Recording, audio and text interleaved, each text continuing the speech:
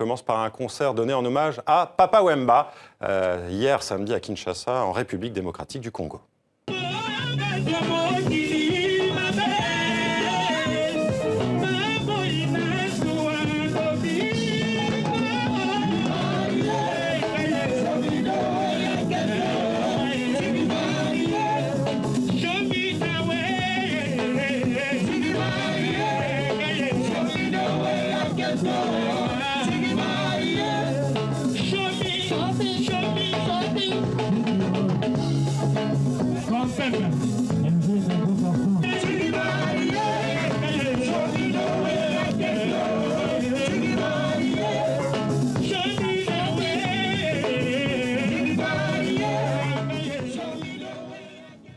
Bonjour Nicolas. Bonsoir Marion. Alors on vient de le voir, les hommages se poursuivent partout dans le monde pour rendre hommage au chanteur congolais Papa Wemba, comme on vient de le voir ici au village Molokai à Kinshasa en RDC. Des images tournées par la correspondante de TV5 Monde, Francine Mokoko. Le village Molokai, c'était le QG de Papa Wemba à Kinshasa, la capitale donc de la RDC. Chaque soir, depuis sa mort, eh bien, le village organise des concerts en sa mémoire avec des musiciens professionnels ou amateurs. À chaque fois, vous l'avez vu sur les images, il y a des centaines de personnes qui y assistent.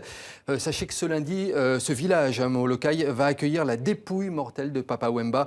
Le corps sera exposé dans ce quartier pour de nouveaux hommages. Et puis les funérailles de Papa Wemba, eh bien, elles auront lieu ce mercredi. Oui, elles ont été reportées. À Kinshasa. Elles ont été reportées, effectivement. Alors on continue avec du cinéma et la sortie d'un film franco-belge, Baden-Baden, de la réalisatrice Rachel Lang. Une comédie dramatique avec Salomé Richard et Zabou Breitman notamment, film sélectionné dans plusieurs festivals ces derniers mois.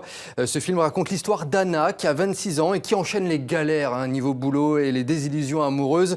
Et pour s'échapper de ce quotidien un petit peu morose, eh bien, elle s'est donné une mission, aider sa grand-mère qui est handicapée moteur. On jette tout de suite un œil à la bande-annonce. Vas-y, remets dans ton jupon. Ne touche pas le ballon, ça c'est pour les garçons. 45 minutes late. This means that we, all of us, will be 1 hour late. What's your excuse? Et t'es resté jusqu'à quelle heure dans le bain? Jusqu'à ce que l'infirmière arrive le matin pour ma piqûre d'insuline. J'aimerais bien remplacer une baignoire par une douche, mais j'y connais rien. Vous allez faire ça toute seule? Et le tien, le projet? Moi, je fais une nouvelle salle de bain pour mamie. Bah oui, je vois ça, la baignoire en plein milieu. C'est n'importe quoi. T'as pas autre chose à faire? Viens avec nous, on va s'amuser. J'ai plus aucun désir pour toi, mais qu'est-ce que je peux rien y faire? À chaque fois, tu te jettes sur moi, là, comme ça. Nu, désespéré. En fait, je voulais dire un truc. Quoi? Tu l'as revu?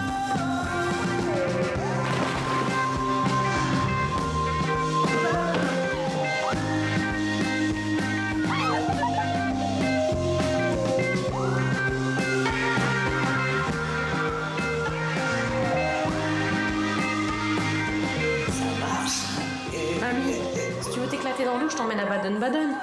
Oh, tu te moques. Bah ouais, je me moque.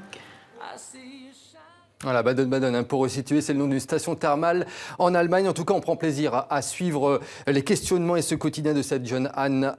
Très belle performance au passage de l'actrice Salomé Richard qui joue le rôle d'Anna. Elle porte vraiment le film à bout de bras, Baden-Baden, qui sort en salle cette semaine en France. On continue avec une expo photo à Paris, Nicolas, exposition consacrée à ceux qui vivent dans des campements ou dans des habitats éphémères, les nomades, les voyageurs ou encore les réfugiés. J'ai eu un vrai coup de cœur pour cette expo à la Cité de l'Architecture et du Patrimoine à Paris. Plus de 200 photos totales pour tenter de répondre à ces questions. Quelles sont les conditions de vie de ceux qui habitent à la marge de la société? Comment fait-on pour habiter autrement que dans un habitat fixe? Des conditions de vie loin d'un habitat fixe traditionnel, que ce soit de manière subie, comme pour les réfugiés par exemple, ou que ce soit voulu, choisi, comme pour les voyageurs ou les contestataires qui recherchent avant tout une certaine forme de liberté. Un mode de vie en tout cas qui fait de plus en plus d'adeptes. Comme nous l'explique Fiona Meadows, c'est la commissaire de l'exposition et je vous propose de l'écouter tout de suite. Ça exprime la liberté. Et aussi on est dans un monde de déplacement parce que je pense que ce qui est commun dans tous les campements, c'est habiter le déplacement, habiter le mouvement. Et aujourd'hui avec tous les flux mondiaux et la mondialisation, On est tous dans cette idée d'habiter le provisoire. On n'habite plus d'une manière pérenne le monde.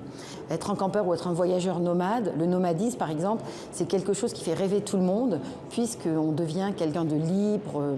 Et ce sentiment de liberté est quelque chose d'assez jouissif. Aussi, les campements aujourd'hui sont des signes de contestation. Donc là aussi, c'est des campements choisis. Tous les mouvements indignez-vous, c'est des actes très forts.